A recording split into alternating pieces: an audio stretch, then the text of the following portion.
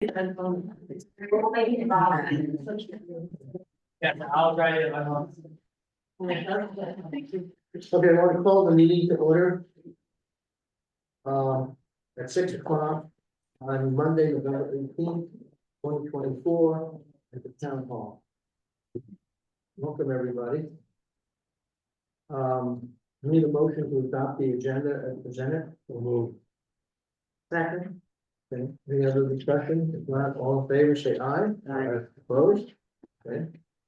We have a couple of minutes to approve. The first is the regular meeting on November 4th, 2024. Are there any additions or corrections to those minutes that were presented?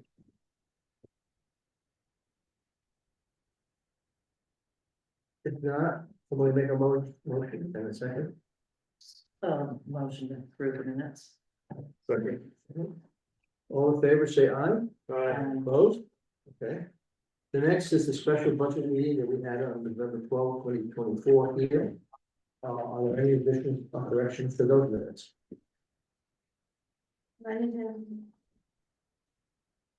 If not, somebody make a motion. Second. Okay, all in favor, say aye. Aye. Opposed? Okay, passed. And the last one is the minutes of a public hearing for discontinuance that we had on November 13th, 2024 for the Fisher Road, I consider Drive. Thera Fisher Drive. Are there any additions or corrections to those minutes? No. If not, somebody make a motion to accept those minutes of the hearing. So moved. Second. All in favor, say aye. Aye. Opposed? Okay. The municipal energy resilience grant agreement. Yeah, I can talk about that a little bit. So, Mike McConnell from Wyndham Regional Commission has helped with this whole thing, so I'll turn it over to him to do a little summary about what it is, but we essentially got awarded a grant of $55,440 with no town match to do energy efficiency projects on the town hall. Did I miss anything? I'm sure you could. No, it's not a clever name, that's exactly what the program is, energy efficiency upgrades to town buildings. Would you want to explain something or? Yeah, when I came and saw Morgan the day that the applications were due, she said, I don't have the time, but let's talk about it, and we did and submitted, and here we are, sort of shot in the dark, but yeah, no town match. So, pretty good, we just need your guys' approval to accept the money and move on with the project. Some projects could include improving sealing around window doors, replacement of windows, insulation around piping of water lines, upgrading some lighting to LEDs, which we already did majority of the building. Some HVAC, so replacement of the heating oil burner boiler with the propane fired condensing boiler. So those are just some examples. Is this the only building, this town building that would fall under the purview of this grant? Or the other buildings? I don't know what other town buildings there are, but this is the one that. Well, the Garage. garage, the garage. So the garage would absolutely fall into the scope of the program, not the grant, because we didn't submit anything Oh, for that okay, building. so this is for. But I think this is, Oh, yeah, this money is for this building, yeah. yeah, the town garage is fairly new. This is the older building. This is where I think we need it. Sure. Yeah, that's what we talked about. We have this giant boiler downstairs, let's burn a gallon a minute, but. Now, portion of the grant? Zero. So if you'd like to move forward with that, we just need authority to sign the grant agreement. Well, we need a motion too, no? That's what, yeah. Yeah, we need a motion to accept the grant and to sign the agreement. Somebody make that motion? Second. Any discussion anywhere? Who's signing the grant? Morgan or you? Jim. Joe.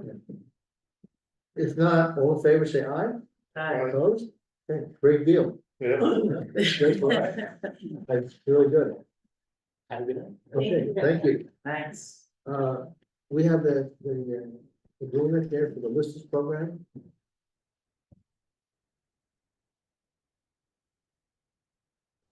Do you want me to say something about it, or, I mean, You have it, I don't have it.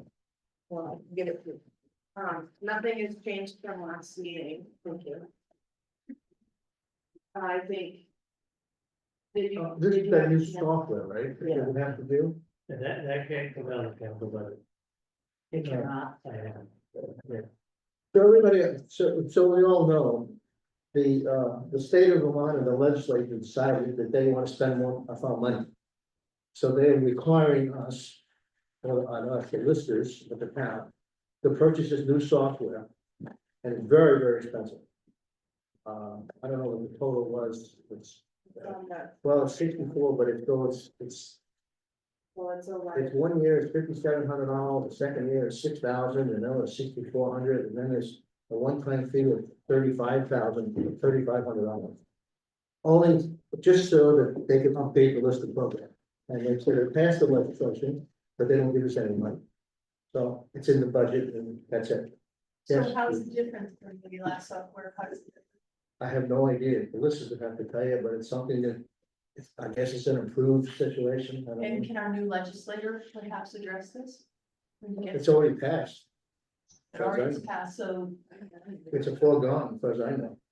Okay, so you're just gonna approve it then, right? I mean, we don't have choice, No, it sounds like. it. no. Do we know about the town owns too? Yeah. We know about that. Is there a Artie, deadline can as you well? hear us online? Would you be able to answer some questions? Yeah, Hardy. Can you hear me? Yeah, we can hear you. This program is the program that controls all the data in the grand list for the town of Grafton. And the grand list, of course, is what determines our tax rates and is very important. The program that we currently have is going out of date and out of service. And so we have to go to the new program, which is an upgrade. So there's a one-time conversion fee, and then there's an annual cost where we have an annual cost for the old one now, but it's not as much as the new one will be. What is the annual cost for the old one approximately? I don't have that in my That's here at fine. home, but I think it's like 2,500. I think it's close to 3,000, but not, it's not 3,000, 2,700 maybe. It's around that right now. And we've been paying that. We have to pay it every year. Okay, thank you. So somebody make a motion to accept this, because we don't have a choice. It should go into the minutes. We have that. Second, Any other discussion? If not, all in favor, say aye. Aye. Opposed? Thank you, legislators, we'll try it again.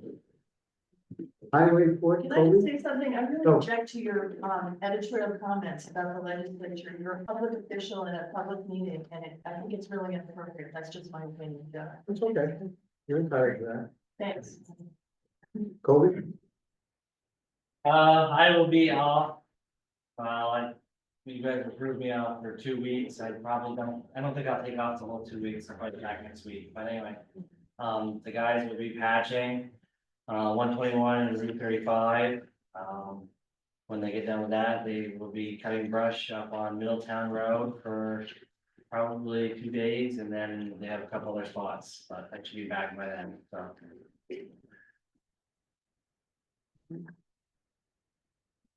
Anybody have any? What about the trailer? We got us.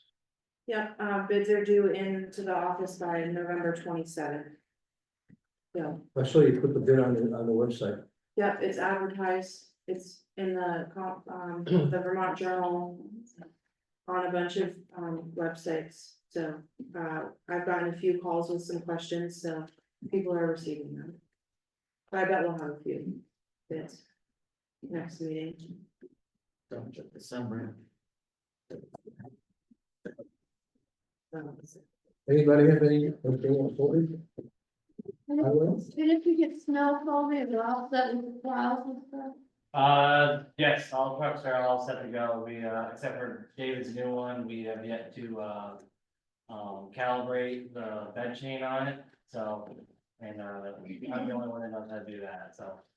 I don't know how to do that when I get back from the meeting. But it only takes about an hour, maybe two, so. But other than that, everything is all ready to go. Okay. Clerk and treasurer, does she have anything? You're not here. I don't see you. She's online. Oh. Kim, do you have anything? No, I don't have anything to add. I'm still researching, with Ken on the bond bank. So I did get one report back for the 675 at 20 years. And I asked him today to do 675 at 15 years. So as soon as I get both those reports together, which should be tomorrow, I'll send them off to you. So you have a little bit more to ponder over on the whole bond situation. Other than that, that's it.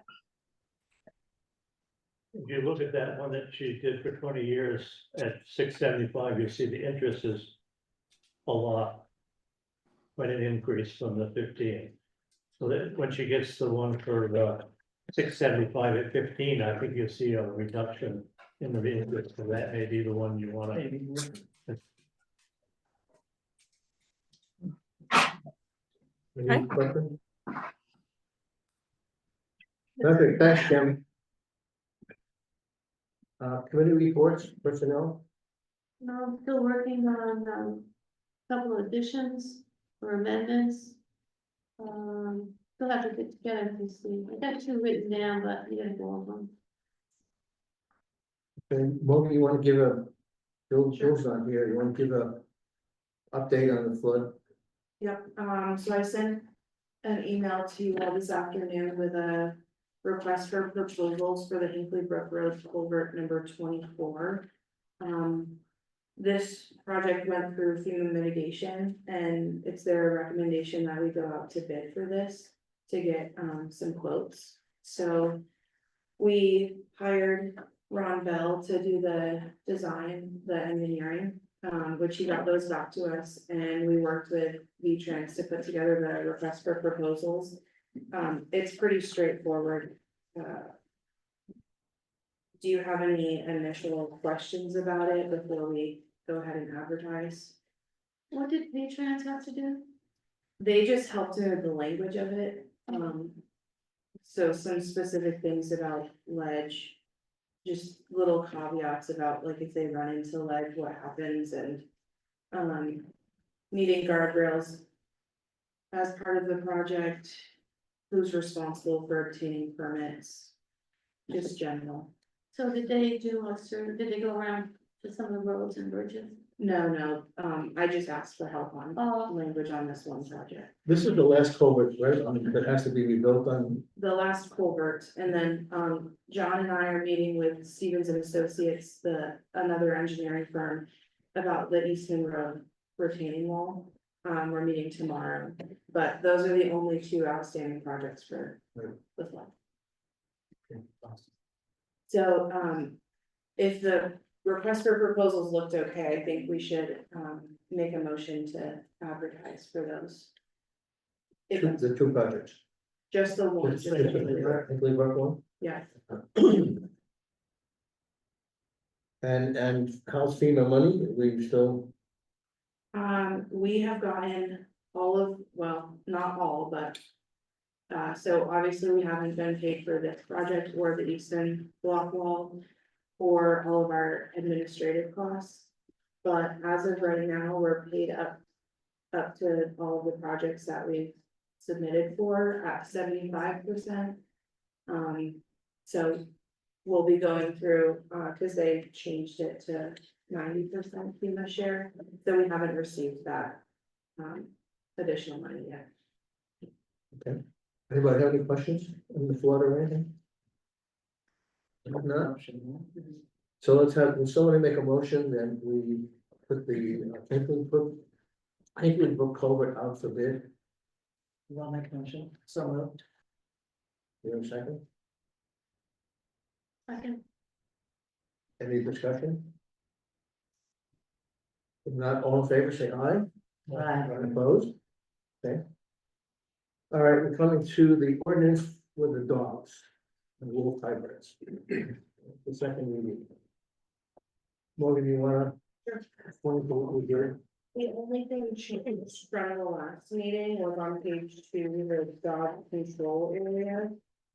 There was some talk about having that be town-wide, or just within the village center. And so the roads and areas listed on page 2 right now are just for in the village.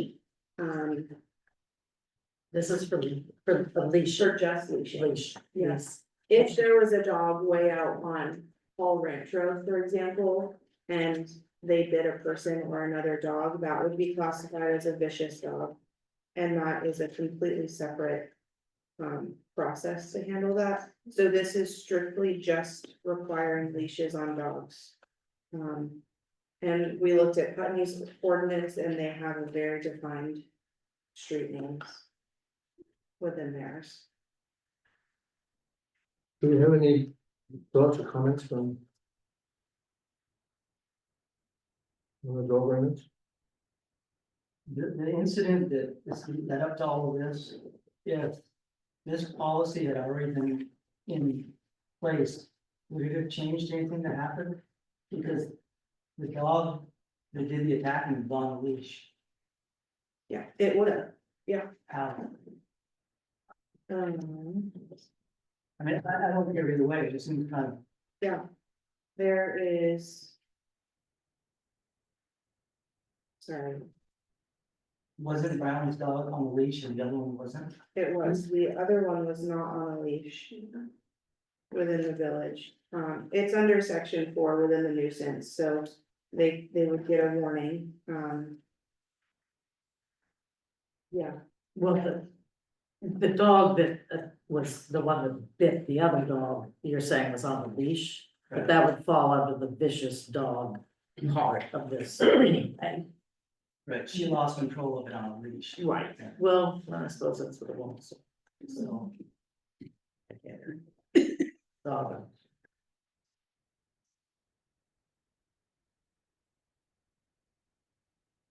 Any other questions? Anyone? You don't answer. What happens when you drop your leash? I don't know. Is that off your leash? I would think it is, I think it is. yeah. Like if somebody, if a dog was tied up and got loose and running down the street, it's off leash. Even though it's got a leash. I would agree. Yeah. So the procedure will be, the board will vote now, if we approve this ordinance. Then it goes out, what is the time frame? I think. so it would be posted in 5 public places and then put in the newspaper. And I believe it's not in effect for 60 days. And then if somebody wants to change or whatever, they can have a special town meeting, I believe, is that correct? That is correct, with a petition. With a petition of 25 people or more. Right. Will there be any signs put in town for people who, you know, visit and have their dogs running up and down the road without leashing? How are they going to worry about this? Well, I mean, obviously, this goes on the website. You can go on the Grafton News. I don't know what else we can do. I mean, I don't think we want to start putting signs all over town. And you got residents, you know, I mean, you got people who come and visit. I mean, I don't know how you let them know. I mean, like it's, I guess, at the inn, for example. Staying at for example, or just driving through for the day, like today, there was a guy parked at his stop sign at the bottom of Pleasant Street, like at the stop sign, running his dog up and down the road without a leash. Connecticut car, I mean, what? I mean, I don't know how Well, we you should, look and say, "This works." There's nothing to do, right? Well, Can anything be posted outside our, postings of the town hall? Dog it's a ordinance. probably, you know. Someone traveled. Leash dogs. Put a sign up at the pump, Yeah. that park, and it's pretty self-explanatory. I mean, you can, like, some of the bigger cities, and they have signs all over the place, you know. Leash your dog. Leash your dog, clean up your dog, and mess and all that kind of stuff, and then they have. Like, they even have places where you can get little bags, so I mean, I don't think we wanna do all that in small time like this.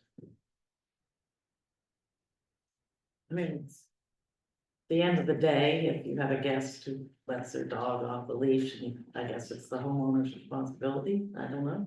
Is it the town's responsibility if it's a guest, if it's someone driving through and they? Yeah, well, then that person soon finds out if something went awry, that there's a leash law, and.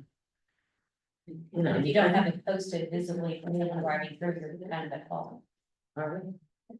You would need to have it posted on sign for someone driving through, so he doesn't. I thought ignorance of the law was no excuse, but I don't know. I don't know, I really don't. I don't We really, can ask. Check with the town. we could check talk with the town we could attorney check with about it, animal control, with animal control, because I'm sure it comes up. yeah. We're not, you know, the only. That would probably be a good idea. Thank you. Good question. So do you always include wolf hybrid with the dog, so it's dog and wolf hybrid, because if it was a wolf hybrid on a leash or off a leash, then you wouldn't. That's a good question. I mean, do you just link those two terms together Yeah. in all this- your paper? The majority of this ordinance was taken from VLCT, from one of their staff attorneys, so. I mean, they define wolf hybrid on the first page, but, Just, yeah, I guess I Curious. don't have a great answer for you. okay,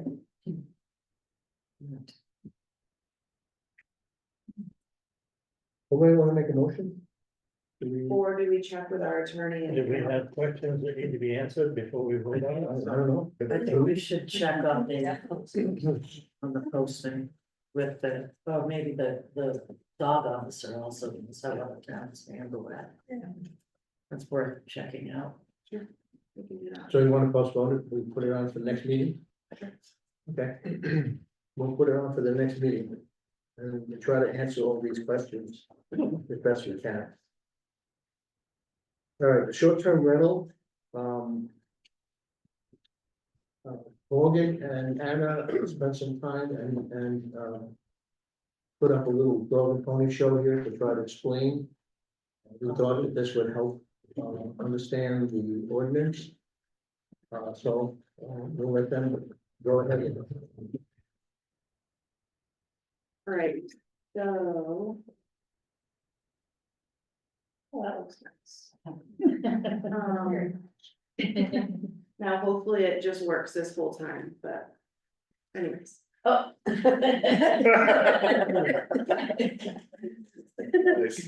Yeah, all right.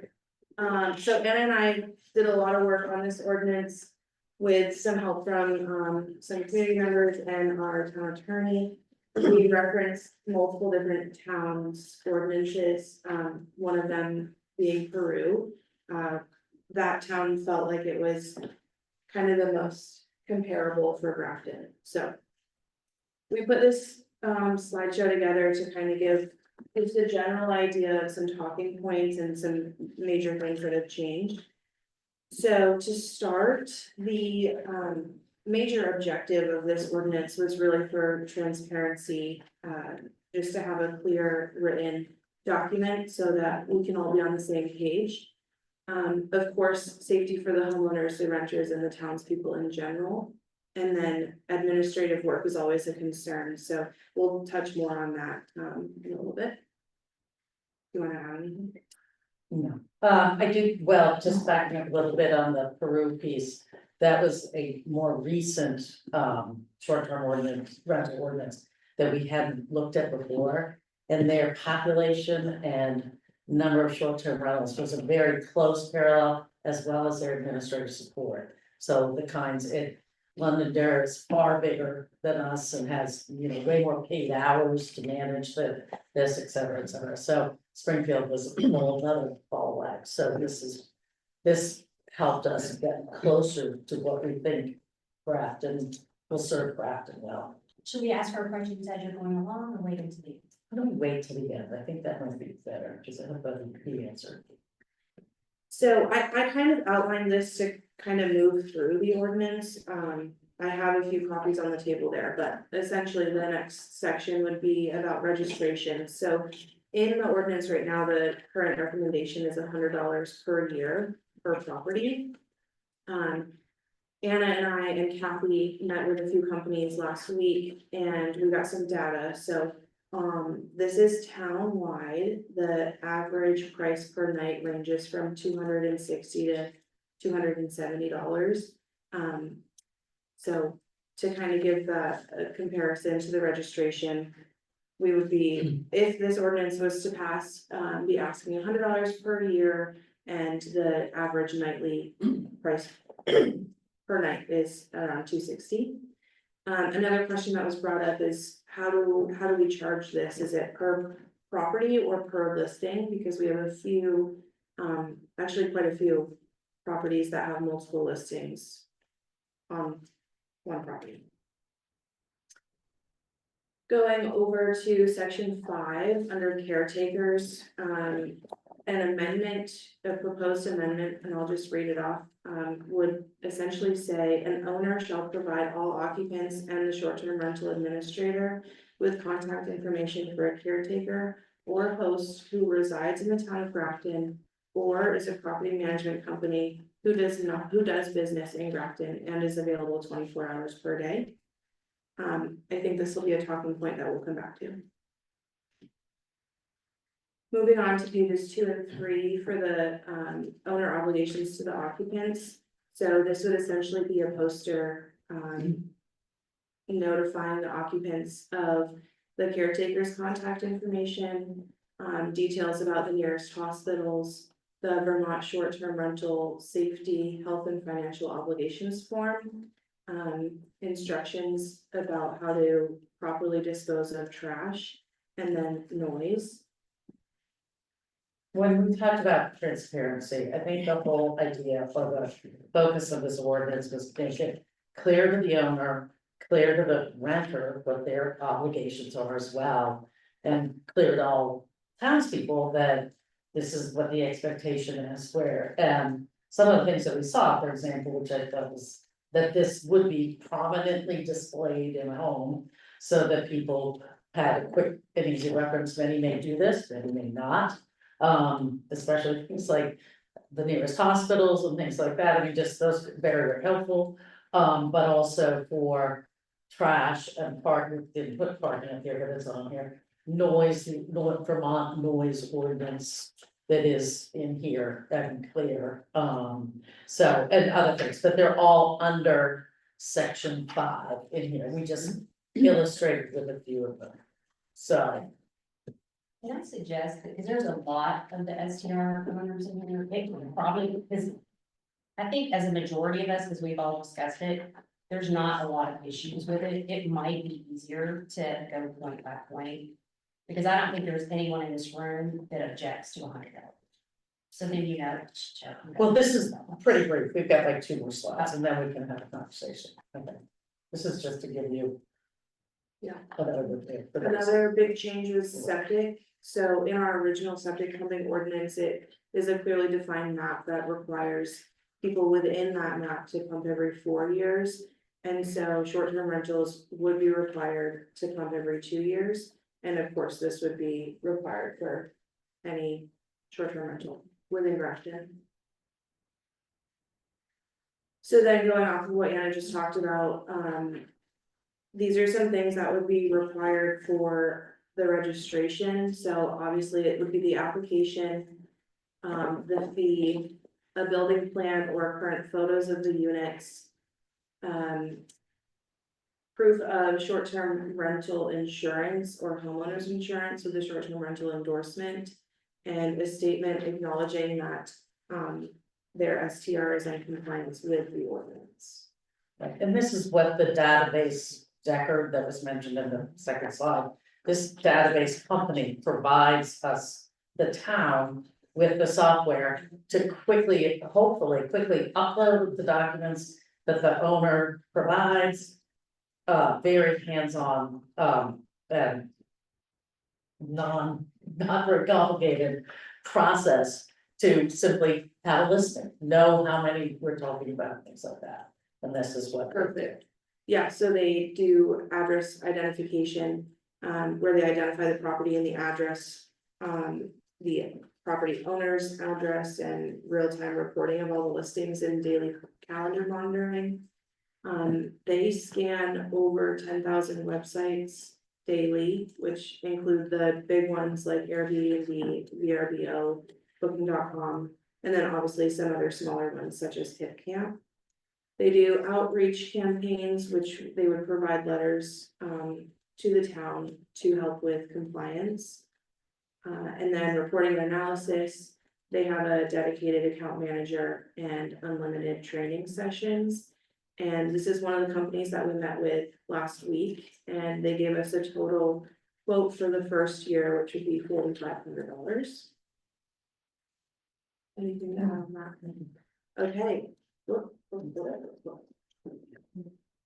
done. Questions, comments? Go ahead. Do I stand up? What do I Is do? that what No, you you- Introduce yourself. Hello, I'm Angela Moulton. I live at 300 Route 121, formerly known as Joan Lake's house. So I am a short-term rental person, but I also am in Grafton. Last year, 160 something days, this year pushing more. So while I might be a short-term rental, I am very much integrated into the town. And I apologize that I have not listened to a lot of this, but Anna's been very nice to keep me up to date. The question I have, and a few of us have, is what exactly prompted this? Other than knowing that you have short-term rentals in town, what prompted you to say, I think we need an ordinance? Was there a lot of complaints? And if there were, how many were there and in what time range were those complaints? There were 2 complaints that I know of. In what time period? Over the past 6 months, 2 months, 3 years, 5 years? They were right together in the spring. One was a noise complaint at 10:30, and the other one was 2 cars or 3 cars packed alongside the road. How does that compare to town complaints versus the weddings? The noise complaint from the weddings, or when the town has, when the Grafton Inn has weddings and stuff? How does that compare? To my knowledge, I don't know of any complaints No, I don't. that the board is aware of. There Who might do they be, call for the complaints? Who takes the complaints? who makes the No, who complaints? takes the complaints?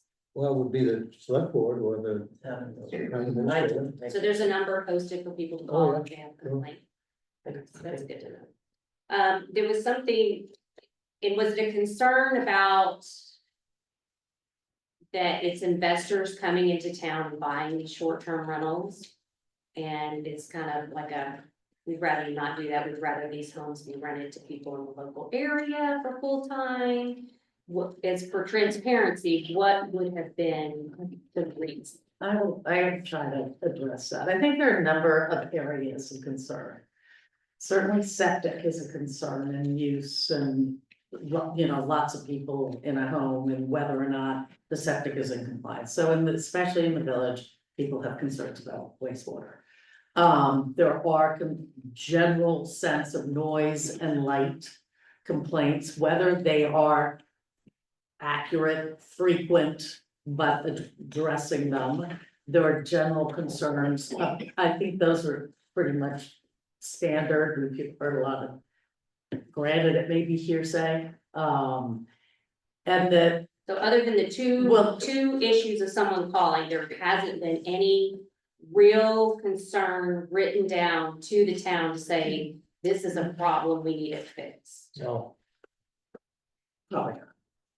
Except, and I think the other thing is that it's a little bit of hearsay that towns all around us are handling this short-term rental concern. And yeah, there would be a concern about people that are buying properties, whether or not it's real, but buying properties and not being vested or invested in the town and heart of the town. Has there been a study by this select board to determine the people that own these short-term rentals, if they are vested in a community? Because I can tell you, there are many people here who can tell you how vested I am. I think we know that. Vanessa, Gatlin's new, but I can tell you. I think we know that. I don't think that's not, I think we know that. It's more a concern is the STRs that they know of, who owns them, who's the manager? If there's So a do you know how many there are? We do, Yeah. yeah, we are slowly gaining that knowledge. So how many do we have? Like, what did that guy say the other day? He It's found 38 last time. 38, 43. That are active? Yeah, actively, there's some surprising. I want to hear number Joe on- make a fool out of himself. They show 69 estimated properties listed.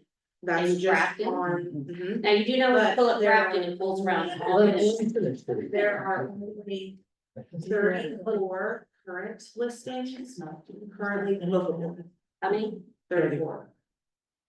now, when they pull that up for Grafton, did they specifically get in Grafton There's Yes. clearly town border. or town? But for example, if one was being renovated, that has recently come off because they're not literally listed open for business right now. But there was a surprising number.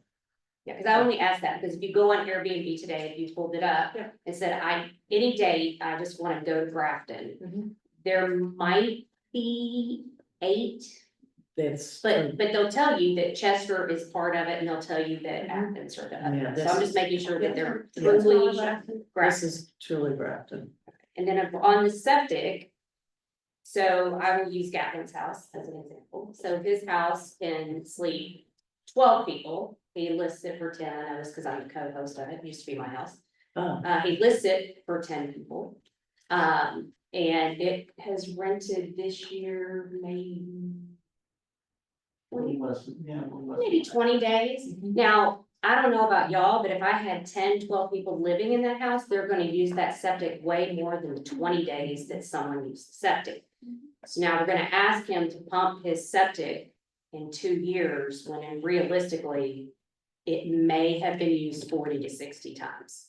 So I think if you're gonna put in, it needs to be pumped for that, it needs to be quantifiable, because asking someone to spend $600 or $700 to pump their tank when their house, his house is not really in use unless he's using it, I'm using it for a week, or the 20 girls.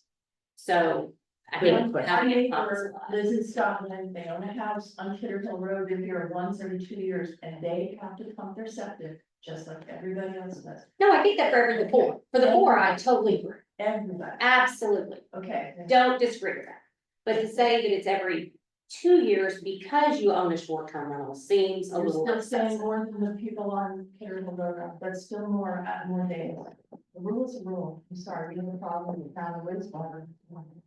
I think they'll go with the 4 years, I just think the 2 years might be a little excessive. I would say this, that Grafton has a very serious issue with septic. We try to have a wastewater system, and we're not able to obtain the funds to do it. If one septic system fails in this town and gets into the aquifer and comes into the water, then the town of Grafton will be required to put in a water system and a septic system. And we're talking about $7-8 million. So we want to protect the aquifer. And if you have a house that was built in 30, 40, 80 years ago with a septic system that was maybe 25, 30 years old. And it doesn't make any difference if you could rent it for 12 people, they can be there every single week. They can be there every day, just because it doesn't happen. We have to protect the town, and that has to stay. So why would we not include the inn's use of their homes in that? The homes that the inn rents out, why would they not be included? The inn has their own septic system. They have a And all completely, their homes are included on that? I don't know, but, If they're not, I think they should be also part of this ordinance. well, because that's a I good think- idea. I That's think maybe we something should we should definitely look at.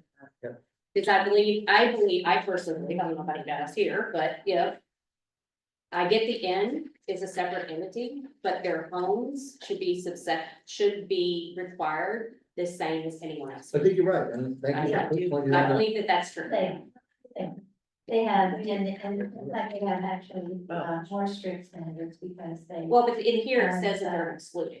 No, From they're this excluded from ordinance. the short-term rental ordinance. I think they should be We're talking included about it, in the we're short talking term. about the second rent. Yeah, but I think they should be included in everything that we're included on, because if it's a home, I think it should be included.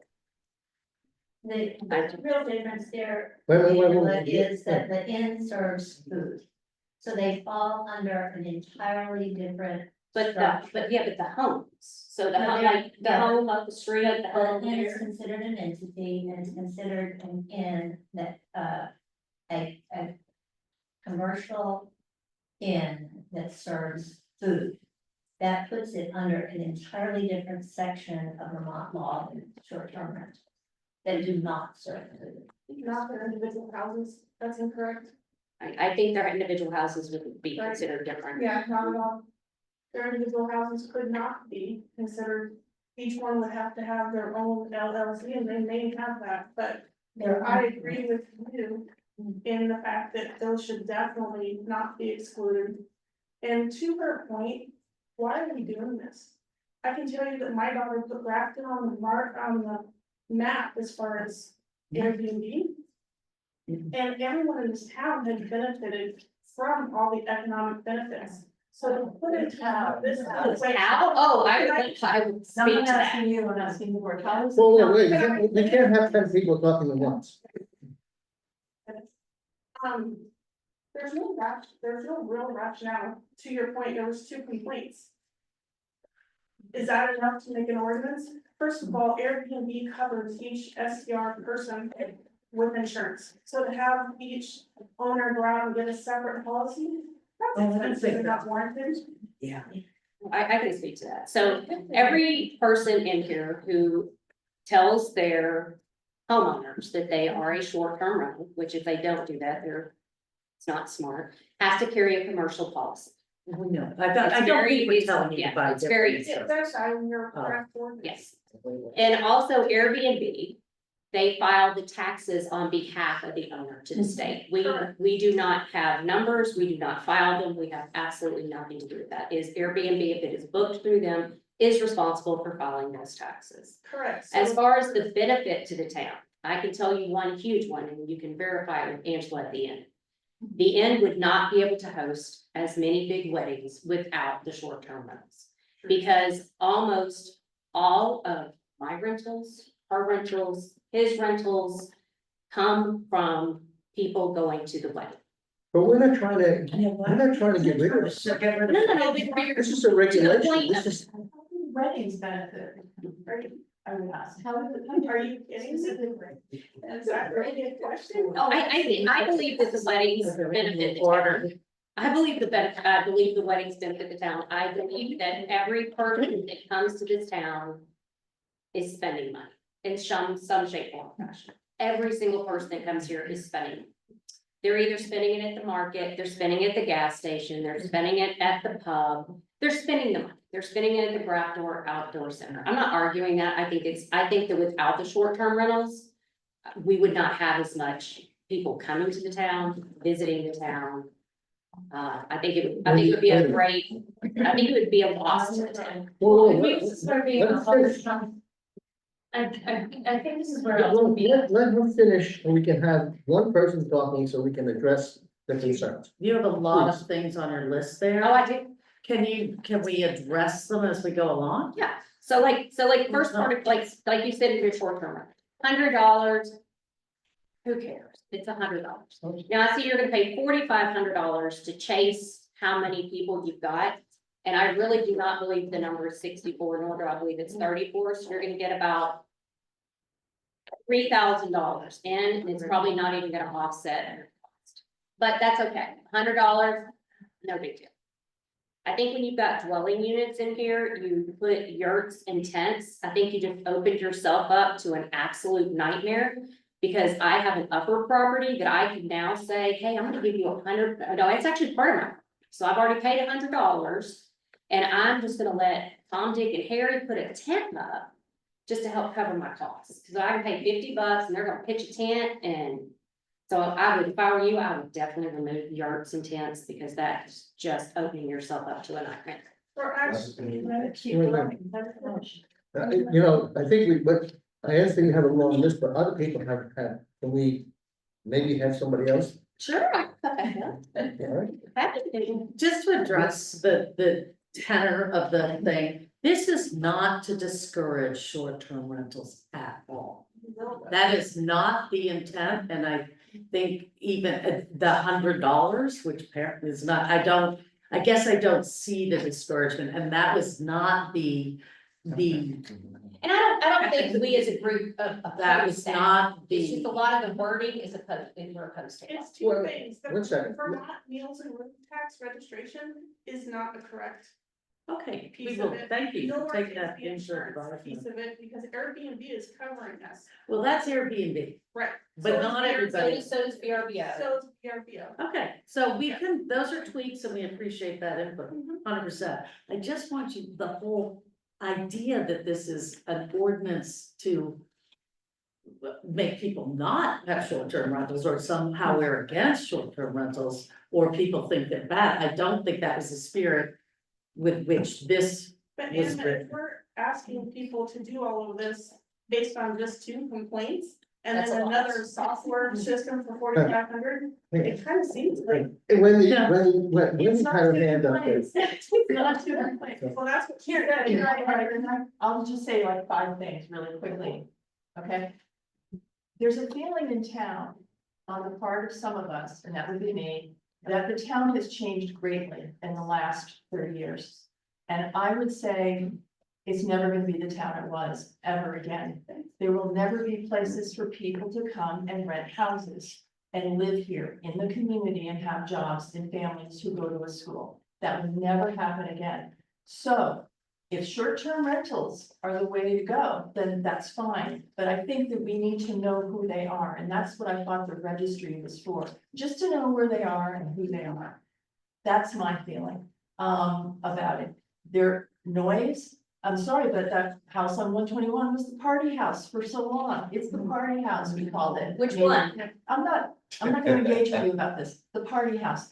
And there were up in the hills, shooting and fireworks and all kinds of stuff. So it's not just 2 complaints. But it is the feeling that there's no place for anyone to live unless they buy a house in this town. I can speak as someone who just finally bought a house a year ago in town. I would not be living here if I weren't able to afford that house. And I rented for 35 years. So that's not your problem. I understand that. It's an opportunity to make some money and I get it. It's great. I'm happy for it. But I think it's changed the town and it's never gonna be the same. But I think we just need to know who the places are, what the places are, that's all. Suzanne? So I was one of the proponents of putting this SDR ordinance together, and I just want to share my reasons for that. Because certainly this is not meant to be a divisive issue at all. And so I just wanted to say the following. Grafton is a town that runs on 4 things. Hard work, people who earn money by working hard, philanthropy, and volunteerism. And what we started seeing in the state of Vermont and in Grafton are short-term rental owners who are not residents, who are not second homeowners, but a trend of people who are absentee owners or even corporate owners coming into the town. These owners are able to take advantage of and set a high price point. $260 per night is higher than the inn commands on an average basis. And so the higher price point is commanded because we have such a beautiful village. We have such a beautiful village because we work hard at it and we volunteer to do it. And if you're an absentee owner, you just aren't here to do those things. Angela's here to do these things. Vanessa's here to do these things. I don't know you, I've only met you once, but I'm sure you are too. This is not the group of people that we were talking about with this ordinance. Our residents and our second homeowners are fully integrated into this community. And that's great. But we don't want to be part of this mega trend where people come in here, and to Wendy's point, they buy up our houses, they pay a price that will price all our young families out of the market. And it changes the character of our town. And the second thing we wanted to accomplish is this. We wanted to keep the money cycling in Grafton.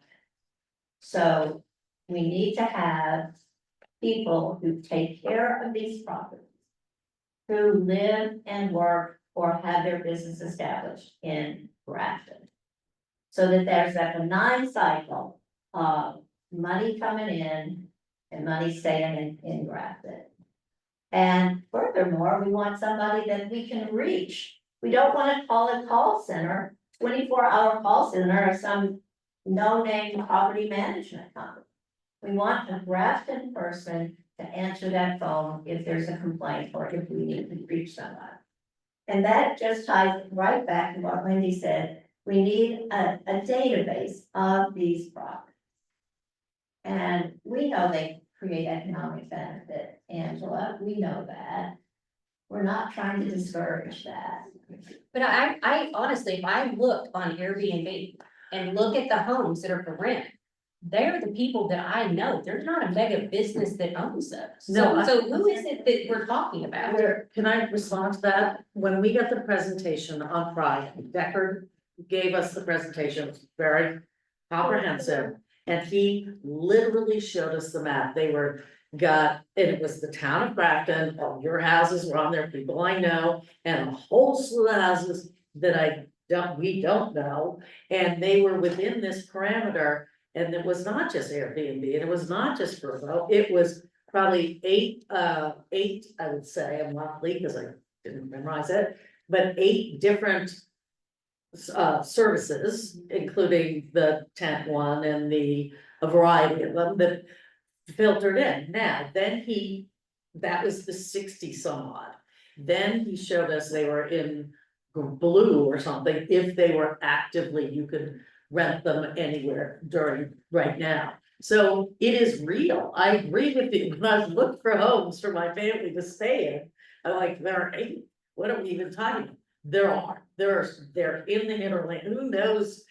Well, in fact, who knows? We didn't sit there and go through the addresses. We were in the presentation, but it was enough to make us, and there are enough stories of various way out on Eastman Road, way up in who knows where, off of whatever road, that you're right, you and I've never seen them, but they exist. So this is, as I think it was, Suzanne's point, is the people here, the people that care about Grafton, and we are not trying to shut the thing down at all. We're just trying to have a handle on who it is and what's going on. May I just wrap up one thing, Angela, and say this? I stand corrected in terms of not knowing fully about the end situation. And I think you all make a very valid point that we should revisit that and make sure that all the septic and the taxes and the da-da is done by the end, so that that is a fair situation. I totally agree with you on that, and I misspoke to that. But the whole idea, as Anna said, we don't want to be known as a friendly town to corporate investing in our homes. We want to be known as a town that is welcoming and to second homeowners, to our residents, and to guests and tourists. But we don't want our homes to be priced out of the market, that people who come here or don't come here at all and do not contribute the way you and Vanessa and others in this room contribute to make Grafton what it is.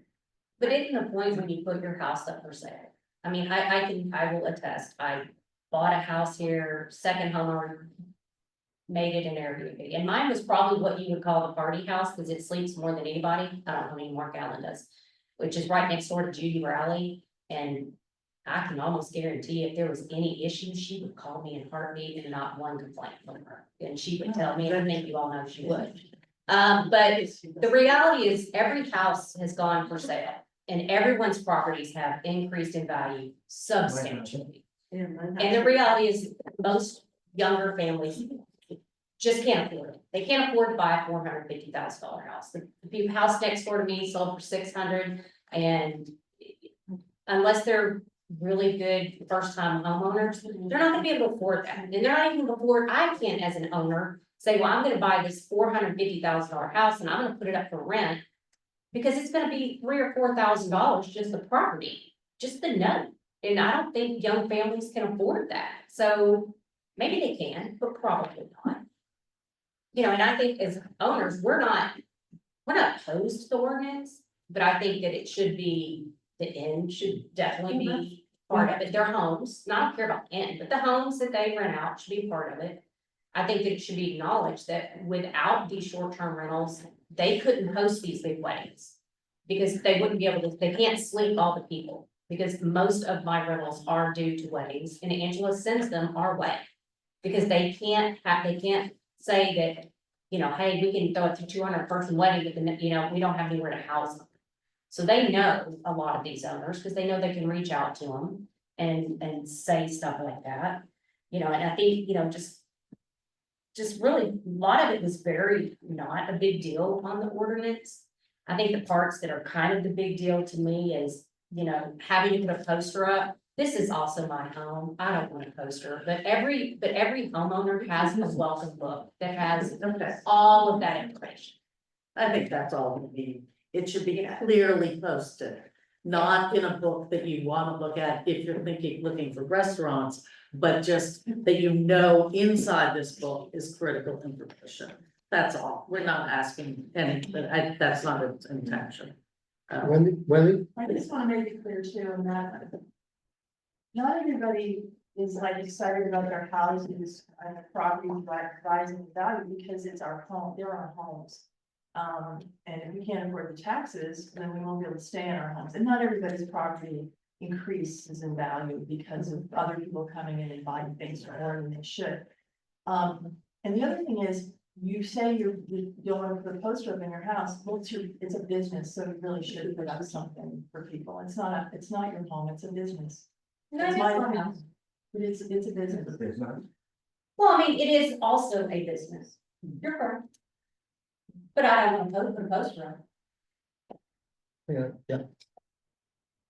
My name's Joe Neal. A lot of you might see me through town, but I represent River Ledge Farm, the old North Star Gallery.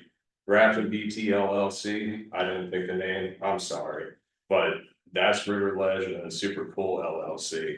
I started coming out of the meetings because I was told I was a corporation, and for a guy like me, that's worse than a derogatory statement, of four-letter nature.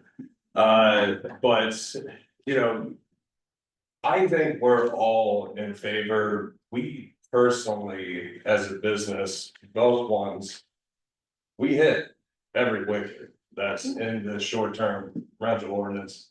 The only thing that gave me pause, and honestly, like from what I've understood being in Vermont, as much as Vermont says it's for the little guy, there's a lot of organizations to consider and things to consider that kind of go past what should be simple and economical for a family to do and make some money off their home. It's section 8 that really dug at me, if you could go there. Yeah, appreciate it. Now, if we could have an example of what would create a violation of the ordinance in order, and I believe I was looking at the prior one, but it was $800 per day. from what I understood, There's a new, right fee there. structure now. Where do you see that? The fee structure's on the last page. And in section 10, whenever it goes into the fee structure, what I saw is it included that. So in lieu of penalty. And at such a number, and you're getting to 16,000 per month or close to 150,000 for 6 months. Is there an option to perhaps do an incarceration for a set amount of time? And I'm joking, but I'm not. That would honestly be an easier pill to swallow. And then if that's the case, if there's an outline example of $800 per day. And there is an oddity in which someone isn't able to rectify it, maybe they can't afford to get their septic pump. Will that keep on tallying until they have to foreclose on their home? Excuse me, is that 800 per day, or it says up to 800? Well, So, that means In there's, section- it could go to a. right, but not per day, In section 8, it says per day. that, I think should probably. but not what we were just looking at under 10, it says up to. So it doesn't say per day. I believe I'm this, just looking for clarification. I think that might have been I don't see it here in section 8. I the don't see way anything- I don't see anything in section 8 that has $800. or I believe it's section 9, but Right. It says up to per, There- up to 800 There per it day. is, yeah. Up to. So I think that this, okay. True fact, this is pretty is standard language. I am not a lawyer, we did not make this up.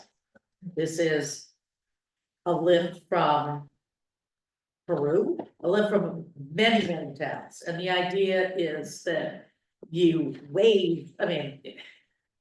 To be honest with you, I think maybe we need to have a deeper conversation about it, because I don't understand it, however. The idea would be that you would be warned. We are not imagining the collection of these kinds of fees. This was not something I originally put in or had to do with, but.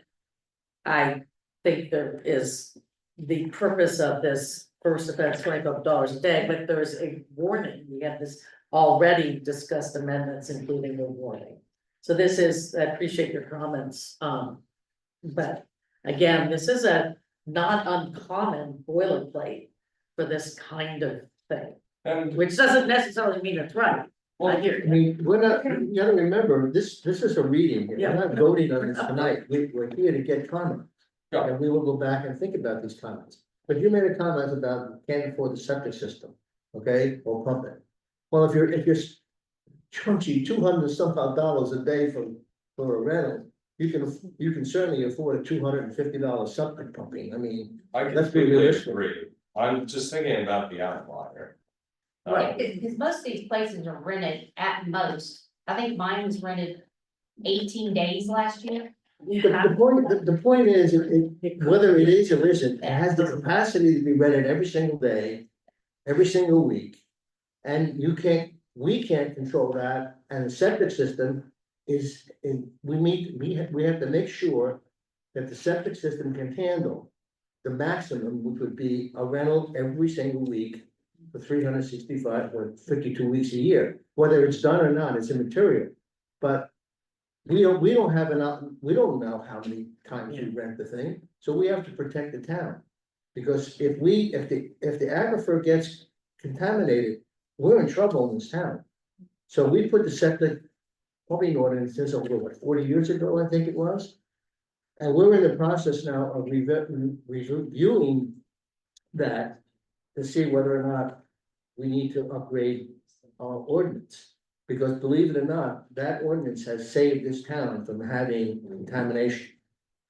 So it's a very, very, very, very sticky point with the town. Septic system is very important, trust me.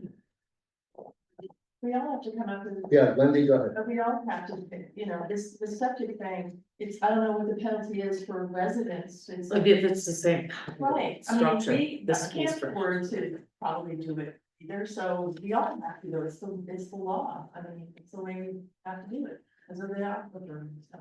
And speaking to a comment earlier about the insurance, I don't think this is not an additional insurance, right? It's the way you wrote it. Well, then we'll fix it. So can you point it out where you said that? That's really something that we could address. Well, see where it says it. So right there, the proof of short-term rental insurance. I'm sorry, What E, section? which E? Oh, proof of, yeah, that's all. You have to just show your proof. Section 6, Yeah. paragraph E. I see it. So Airbnb, VRBO, et cetera, all of the big players, they provide insurance for the host. So So, if you make us go out and get a separate No. policy, to her point, it becomes a commercial policy. This is that not. a big deal. this is proof. You would get the proof from your Airbnb endorsement that you have. That's all we're asking. Proof, not purchase. But that's every single, so each time someone rents, Airbnb initiates that, so it's not like It's not a blanket. it's not a blanket. It's per It's per renter. renter. Well, Now, then- I have a commercial policy, so I'm doubly insured, Where's that? but Can I just ask a question of the insurance, your homeowner's insurance? Is it a homeowner's insurance or is it a fire policy? mine is a homeowner's commercial policy that must be, if they come out and they inspect your home, you Right. must have. Is there a document you get? I have It's a rental policy. Yeah, so then you just it's upload just a it. commercial, it's a commercial. Yeah, that's, Then that's you just check the upload the box. policy, That's all we're that's all. asking. Because you can't, if you're That's totally renting different that she's doing. more So- than 30 days Well- a year, you have to have a policy that's called a fire policy. It's not a homeowner's. If someone rented your house, because you're a rental, and they caused the fire, That's what your And you commercial have- policy covers. okay, I never heard of it as a commercial policy. Where if your normal policy is $400, I'm paying $2,500. So it's to cover any possible thing, if they do it, if they damage your neighbor's property, Just if be that anything proof. happens. Right, you just It can't have covers it under a homeowner's policy. It's a- It is, but it basically says your property is now commercially insured because if you take $1 for a payment. And that is anyone who rents out their property. If they do not carry that commercial property and the insurance company finds out that they were renting their property, the insurance company would not cover it. Gotcha. Right, That's all we're talking about is just the information that you upload your policy. I had a question. You started to say you have a different policy than Shannon. Yeah. What do you Sure, mean? 'cause- so I'm not renting my actual home, it's an outbuilding. So that's a completely separate issue. The Airbnb, because there is no bathroom, because there is no running water, it's essentially like camp, if you will. So that's completely different. So this really materially affects me because that then is a policy that the insurance company is gonna say, wait a minute, you don't even have running water, you don't have septic, it's a camp. What do you have through Airbnb? Do you have, I can't, it's a blank. right, so, but is there an insurance? Yeah, so Then- Airbnb covers it Right, but is there a document? for each time someone rents it, yes. But it's not So I like would think, I mean, presumably, I think we'd have to check, but that should be, How that much do you should get for cover. somebody to plan? What? How much do you get for somebody to plan? $100? Well, don't take away the tents, because I'd rather let's have a tent. so, is it a building or a tent? No, it's a building So what's the insurance on the building? from Airbnb. That's just an insurance for the person, it's not the building. Negative plans, But you don't have a personal policy. If the don't burn down, then you have no insurance. life's hard, What's that? life's hard, yeah. So really, the septic doesn't affect her, because they're not even using this. That's right. Yeah. If you don't have a bathroom, you don't have to pay, you don't have to go about a septic.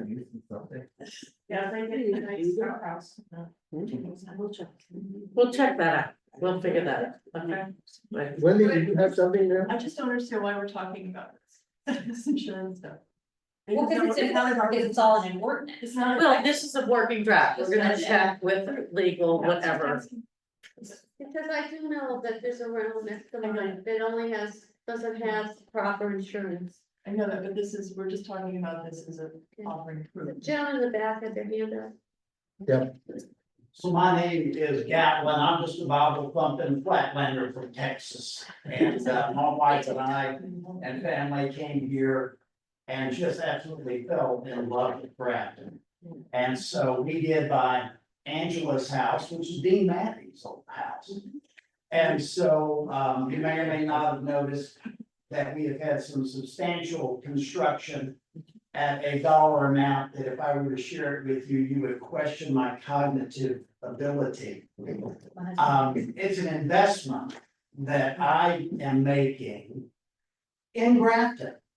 Because Grafton is a place that people need to see. And so understanding that y'all love Grafton even more than we do, what you're trying to do is just try and establish a baseline for the future. I also understand that the amount of money you get paid for being select board we call them city council members. Select board members? Yes. Is probably about enough to not even get a cup of coffee. So No, a little bit more. Okay, maybe one cup of Maybe coffee. 10 bucks. So I understand that you're doing this, out of the goodness of your hearts, and I appreciate that. I mean, I really do. And with that being said, whenever we establish ordinances, these things can be really big sticky wickets. Because once things are in print, it can create problems, okay? Now, it can prevent problems as well. And so I really appreciate y'all opening this up for feedback, because there really are lots of good things in here. I like, for the most part. And I think we all, do. For the most part, I think we like it. But there are some points in here that you might just want to take a little, closer look at, and which is what you said that you're willing to do, and I appreciate that. I appreciate that. Just a couple things, just Yeah, Okay. please, hit us. Yeah. That's why we're here.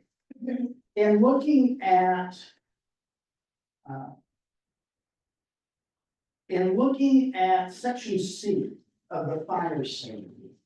Okay. And this may just be lawyer speak, and I'm not an attorney, so my ignorance here. Page 3. Page 3, have enough page over there. Yeah, go ahead. But it does use the words, if a short-term rental is in fact a public building, and that's something that might want to have a little more meat on that bone to define public building. Is a fire safety my question is a fire safety inspection mandatory? Because the verbiage states as may be required. So being a short-term rental owner, I read that as may, it doesn't say it has to be required. It says as may be. Well, is it or not? So I don't even know if I have to have a fire inspection based on the way this policy is written. Does that make sense? Did I explain that well? Yes, it makes sense to me. I think the intention of this language, which is boilerplate, we did that. We are not professionals at this. That as the inspections that may be required by the Vermont, it needs the following by the Division of Fire Safety. So if the Division of Fire Safety requires inspection, then they will. I don't know how this works, but we'll figure it out. Thank you. So that's a question. Okay. And then also in section 7, and this is dealing with the fee specifically. Section 7, where? Page 5. Oh, okay. And it says, now present company excluded, whenever I talk about the power of the select board abusing the power, okay? But we not only have to think about today's select board, whenever we write policies, we have to think about tomorrow's elected. Okay? And it says, the select board may from time to time modify these fees and may establish or adopt other fees related to the administration and enforcement of this ordinance, including STR registrations and renewal fees, and may incorporate all such fees into a duly adopted fee schedule, et cetera, et cetera. Something you might consider is to put in the verbiage fair and reasonable. Fair and reasonable. Because what we have here is, if we want to charge 10 grand, now, again, present company, select board members, you're not going to do that, but we got to look to the future and help protect the future as well. So something you might consider to be fair and reasonable, just a thought. Caitlin, I'm Suzanne. Hi, Suzanne, I've got Yeah. Do you have anything else? I'm just very curious about, how are you, when you say you're making an investment in Grafton, are you gonna live here at all? So we are going to, Lord willing, one of these days when I retire, I want to spend 3 months in Vermont. Have you ever been to Texas in the summer? Yes. It's terrible. So, yeah, that's actually something that's actually our plans. Yeah. Yeah. So you are aware that in Grafton, we have a volunteer fire department. Yes. Volunteer rescue. To which I have contributed, yes. That was my question. Because, you know, that's what makes this town run, you know? And, our fire department's gonna show up at your house. Sure. Whether you're there or not, whether you contributed or not, whether you're a short-term rental owner or not, they're gonna show up. The fire safety And that group this as well. is what's really important to us. Yeah. We don't have we don't, our fire chief is the one who would come to your house and do the He's a nice guy. volunteer local.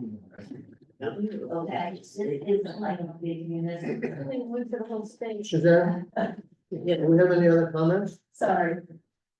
That was fun. I think my closing comment goes back to her first comment is, why are we doing a 7-page document for essentially 2 large complaints? I'm in sales, somebody named Decker sold you guys a great piece of software, I wish that commission was mine. I don't see, if to her point, there's 8 on average rentals in Grafton, you could do that on paper, you wouldn't, or an easy Excel spreadsheet. You wouldn't need extensive software to do it. You could probably find volunteers that could execute that. But why are we doing an STR policy just because all the towns around us are? I think the marketing is, hey guys, we don't have an STR policy. Come buy a house, build a house, spend your money here because we want you, and that economically we need you. That new wastewater facility that's 7 or 8 million. Get Grafton on the map without this. And you can have your $8 million town water and sewer that you always wanted.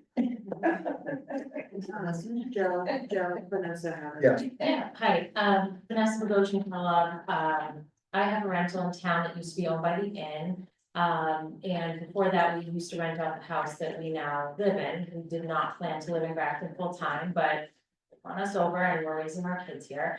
But I have found it, first of all, it's great to be here in person, but I found it interesting just to hear everyone's point of view and different comments. And I think we see from the community, there's all different types of feelings about this. When I first read it, I came to it with a lot of irritation just because I've been operating a short-term rental for over 8 years. And even I've been a super host for 20 times, and my home in Grafton now is considered a 1% Airbnb home. So, and I don't tote myself for that, it's really the town and what the experience is when people come here. But the one thing that that no one's mentioned is that in ways the ordinance actually does provide some guardrails for you know, folks that maybe aren't part of the community to, you know, have some rules and guidelines and bumpers. We've also probably all, hosted folks that have had nightmare experiences in other towns with rentals that have come to us, and so on and so forth. So I think in ways, I do understand and hear everyone's point. I myself had irritations with it, but I also feel like it is for the future of short-term rentals and the town, there are benefits to having some guardrails in place. But I think there are probably a couple points that aren't listed on here that I think could be of interest, and I think it's maybe something that we can chat with like offline, just around how other towns have handled the volume of rentals in town, or the type of investors that are coming into towns, as we've seen in other Vermont towns. Just worth a conversation. And then in addition, I guess outside of the ordinance, as a person who loves this community and the different organizations here, you know, I think there's also ways that the town can leverage these owners to benefit the town. Like donating to the fire department, like making sure that if they're not, you know, the type of host that is making recommendations, to keep those folks that are visiting in Grafton instead of, you know, maybe they're coming, booking the home and thinking, I'll use this as a launching pad to go to Stratton and Okemo, you know, working with those owners to really host. Or maybe we point them to a website that, you know, just shows the calendar of events or different things that where they can spend their time and money here in Grafton. Yeah, we talked about like putting together like a coupon code. Hey, thanks for coming to Grafton, maybe the market will give you, if you buy a donut, we'll give you a free cup of coffee, or if you buy an entree at the end, we're gonna give you a free drink. Something that keeps them here, so it's, so, you know, we don't just look at it as we're gonna make some money. I mean, I always look at it as they're going to spend money. In June, so they're going to spend money. Well, these are all good points, and that's, and certainly we'll think about it. I mean, And yeah, I think, in terms of feedback, would welcome any feedback Absolutely. via email or, I'm Morgan's here every day right but Friday, here, so or just. draft administrator, and so obviously if you come up with stuff, but also if there's specifics. Again, we are not professional drafters of ordinance, I can't claim to be one at all, but we did. Based on a lot of other towns and a lot of research, this was not done just off the seat of our pants here, there's, you know, a number of things put together, so. But to kind of piggyback on your Suzanne's comments. This wasn't, this is not to get rid of short-term rentals or discourage. What it is to set some parameters down so that there are some rules and regulations, that's all. And so we know who the owners are, what's being used. This is not, I mean, I'm speaking for myself, but I think I speak for a lot of the people. I mean, obviously, short-term rentals are here and you're not gonna get rid of them. They're here to stay. So you better live with them and you better manage them, and that's what we're trying to do.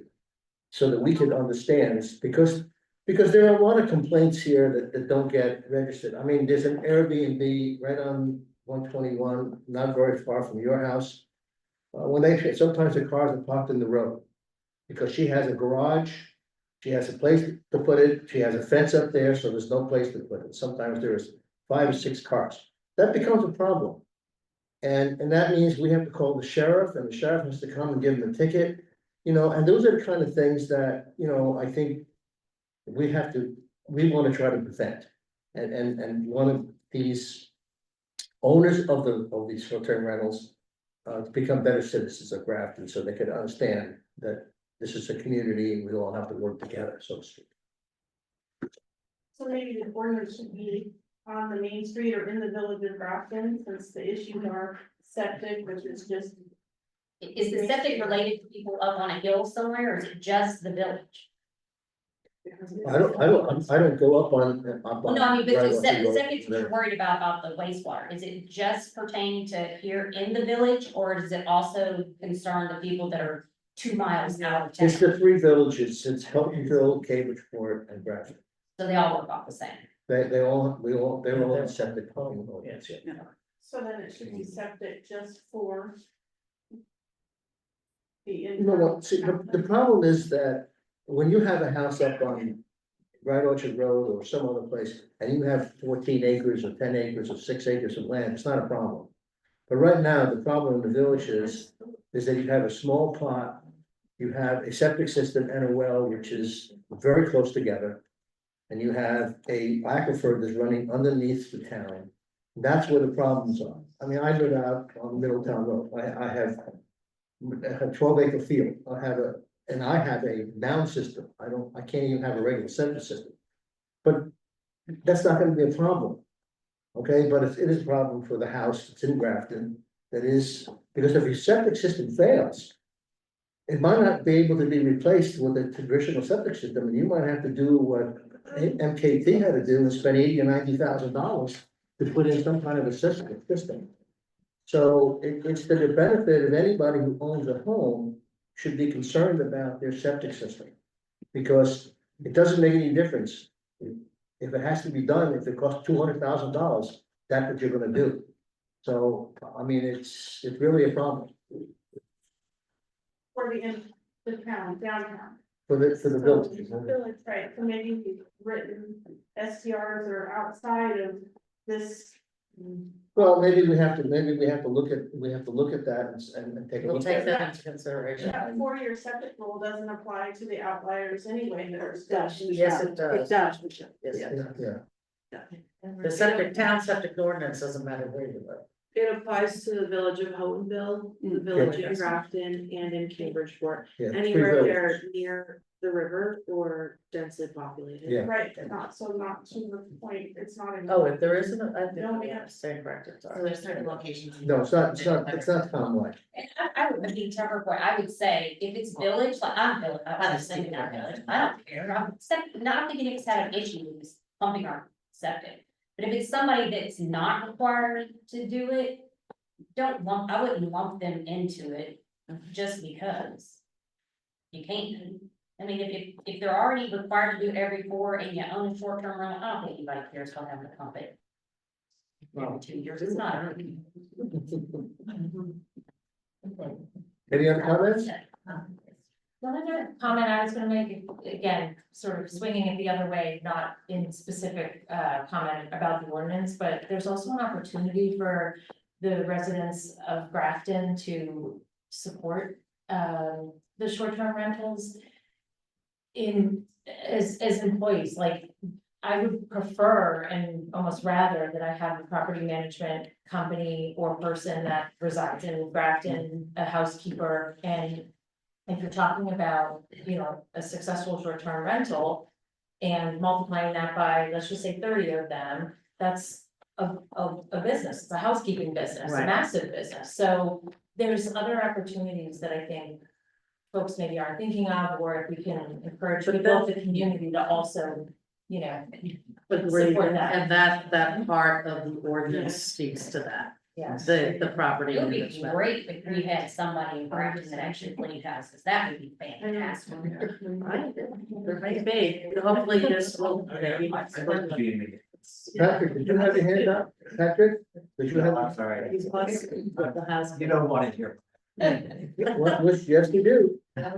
not tonight. Thank you. We will love you regardless, it doesn't matter. Yes, I just have a really brief comment, which I mean, in the most neutral way. Everything that has been said in this, which has been a good conversation, has made it clear that we're talking about a business. It is a business in this town. And you guys as town government are doing what you need to do to regulate the businesses in town to make sure that everything is safe and appropriate and we don't damage our town through some kind of an inappropriate business or that's not handled or regulated correctly. This is a baseline regulation. I think just because we didn't have one before, people think it's perhaps onerous or somehow negative towards those people who operate a short-term rental. I don't think it's that at all. There's no intention of prohibiting or slowing down this. It is a basic regulation of a business that exists in this town to protect the town. That's it. You're right. That's all I'm trying to accomplish. And it was not driven by the software company. That was afterwards when we found out that there are companies that help towns like ours that do not have the capacity to administrate this.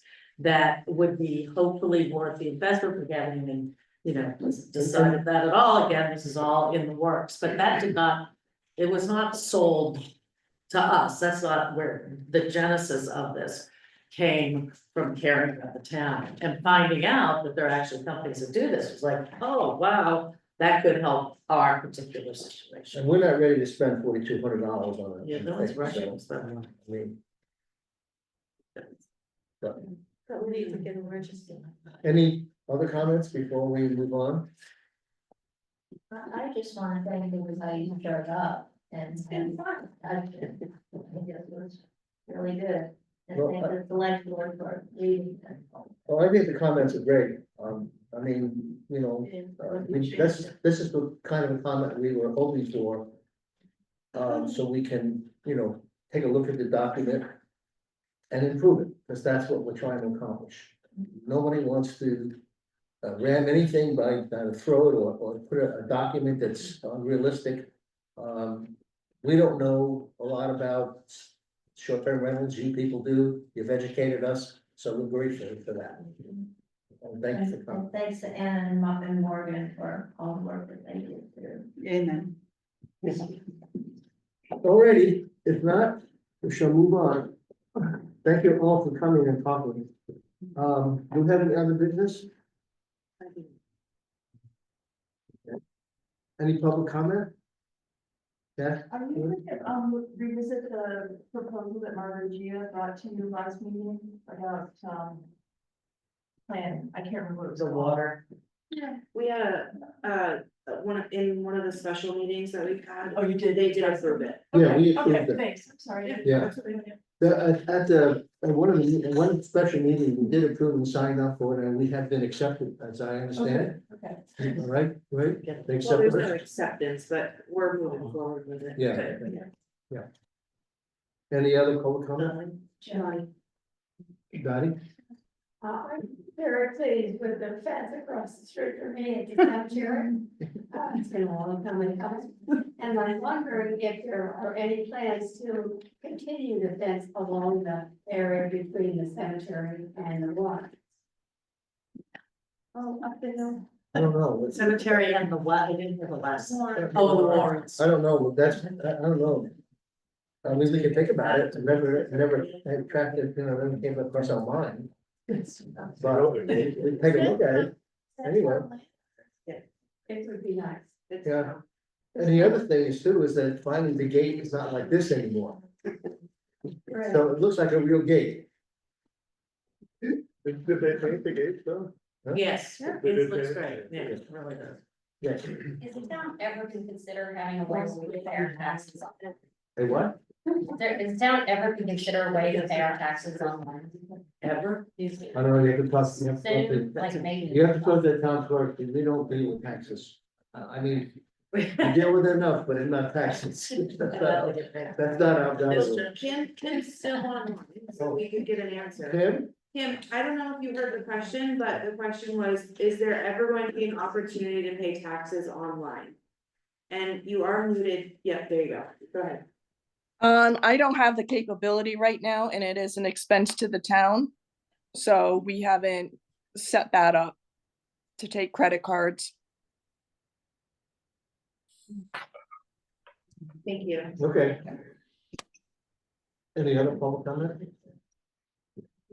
All right, now the next regular meeting here Monday, December 2nd at 6 P.M.